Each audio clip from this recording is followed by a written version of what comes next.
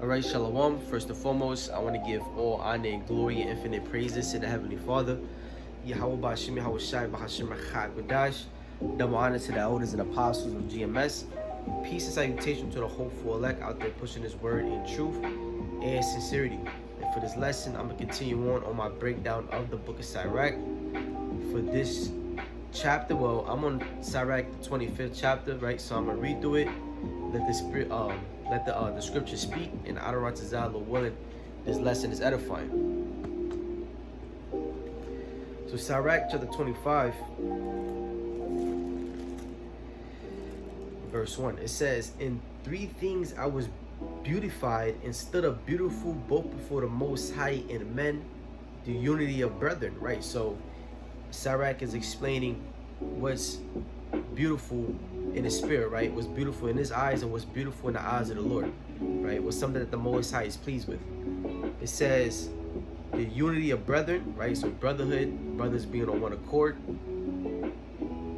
the love of neighbors, and a man and a wife that agree together, right? So a man and his woman, right? You and your Eve, if y'all on one accord, brotherhood on one accord, our nation on one accord, that's something that's beautiful in the eyes of the Most High. The Most High is pleased with something like that, right? That's a very profitable arrangement, right? For brothers to be on one accord and to be unified with one mind, that's very profitable, right? As the precepts talk about, it says iron sharpeneth iron, right?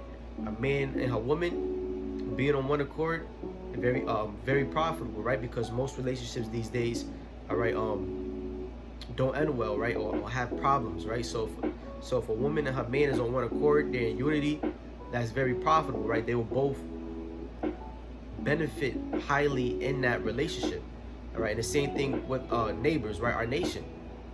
If our nation was on one accord with the Heavenly Father, right, as it is written, right, the Most High said, if all Israel was to point towards the east and pray towards the Heavenly Father, that He will come down instantly, right? Which shows us how much the Most High, cares for His nation.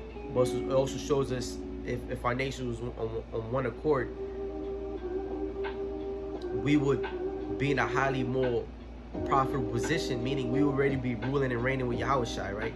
If we was on one accord with the Most High, we already be in the kingdom, all right? But of course, we have prophecy. The Most High, He wrote the story out to play out a certain way. So certain things have to happen according to what's written, right? But it's just explaining what's beautiful in the eyes of the Lord. Verse 2, it says, "Three sorts of men my soul hateth, and I am greatly offended at their life. A poor man that is proud, a rich man that is a liar, and an old adulterer that doteth." So now these are three things on the opposite side that the Most High disproves us, right? That the Most High hates. It said a poor man that is proud. An example of that, right? You have a homeless person, right, living out on the streets. You try to give him some food, right? He slaps it out your hand and says that he wants money, right? That's a poor person that's proud, right? You have no reason to be proud. It said a rich man that is a liar, right? It's straight to the point, right? And old adulterer, right? That doteth, right? When you get older, you're supposed to get wiser, and you're supposed to move more uprightly as you grow older, right? So for somebody who's extremely high age to be an adulterer is not a good look, right? These are things that the Most High doesn't approve of. Verse 3, it says, if thou hast gathered nothing in thy youth, how canst thou find anything in thine age? Right, as I was just mentioning, we're supposed to seek the Lord while we're young, right? As the priest says, right, seek the Most High in thy youth. I'm gonna read it in Sirach.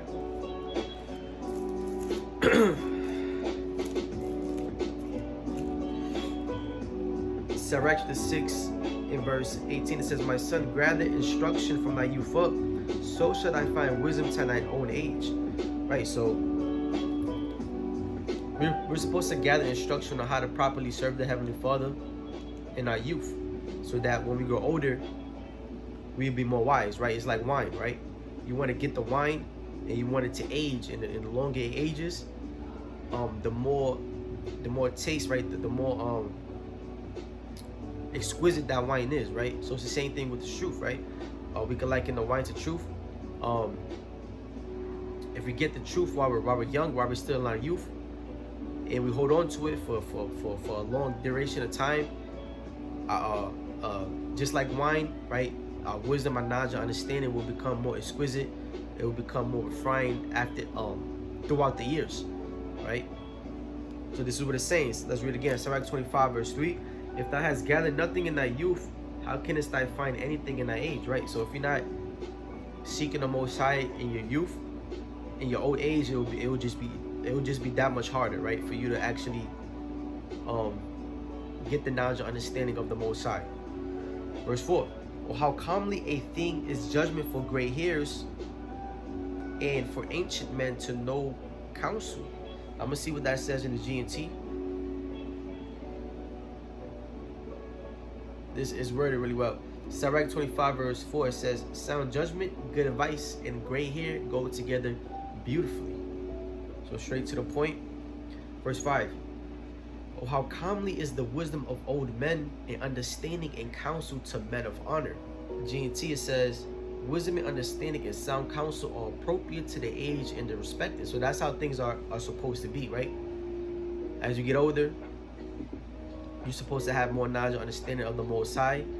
And because of you waxing old in your work, you're able to give counsel, you're able to give understanding and advice. And that's a beautiful arrangement, right? Verse 6, it says, much experience is the crown of old men, and the fear of the Lord and the fear of the Most High is their glory. So much experiences is the crown of old men. With age, you're supposed to get experience, wisdom. It says, in the fear of the Most High is their glory, right? That's the ultimate thing that brings everything together, is the fear of the Heavenly Father. And another precept in Sirach, right, it says, the greatest of all men are those that fear the Most High. Verse 7. There be 9 things which I have judged in my heart to be happy, and the 10th I will utter with my tongue, a man that have joy of his children. So here are some more things, right, that is beautiful to see, right? For somebody to experience it, they will experience much joy within themselves. And man that have joy of his children, right? So let's say if you have a man that have joy of his children, let's say if you have children and they're well behaved, they listen to you, right? They're good children. You get to instill with them the different lessons that you want to instill with them. They have the fear of the Most High, right? That's a beautiful thing to experience, right? Because you have other children that wicked, they go off, no fear of the Lord, right? And you can't teach them anything. Now, if you was to actually have a joy of your children, right? That's a beautiful thing to see, because not everybody experiences that. It says, and he that liveth to see the fall of his enemy. That's also another thing that will bring joy to an individual, right? Let's say you got an enemy, right? Who is our enemy, right? Esau, Edom. Okay, to see the fall of Esau will bring joy to us. Why? Because, I mean, as the priest says, right, Esau is the end of the world, and Jacob is the beginning of it that followeth. All right, meaning what? That Esau's destruction brings in the kingdom of heaven and Yahushua and salvation. So we will have much joy in seeing Esau go down, right? Not only that, right, we know Esau, is our main adversary, and he did nothing but rape, rob and pillage the children of Israel. So we want to see Esau, Edom go down, right? We want to see these things. And that would bring much joy to us, right? With any person in the enemy, any person who has an enemy, to see his downfall will bring joy to that individual. It says, woe is him that dwelleth with a wife of understanding, and that have not slipped with his tongue. So this is another predicament to where somebody is extremely, blessed or